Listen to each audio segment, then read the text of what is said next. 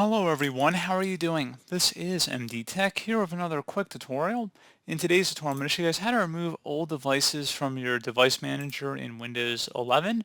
This will apply for Windows 10 and Windows 7 and Windows 8 as well, but this should hopefully be a pretty straightforward process, guys, and without further ado, let's go ahead and jump right into it. So all you have to do is open up the search menu, type in CMD, best result should come back with command prompt. Go ahead and right click on that and select Run as Administrator. If you receive a user account control prompt, go ahead and select yes.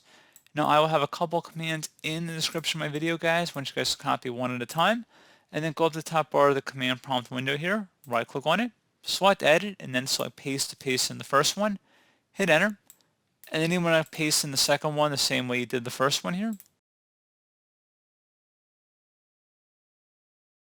And now that Device Manager is open, you want to select the View tab and then select Show Hidden Devices. Now if you double click on any of the items here, you'll notice it'll be grayed out or less transparent devices listed. You'll right click on anything that is not being used, so it's an old driver. You can just right click on it and then just uninstall device. And you can go through here. Again, you would just go ahead and search for anything that was perhaps hidden.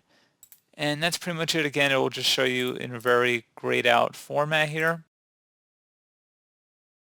So pretty straightforward process, guys, on how to do it.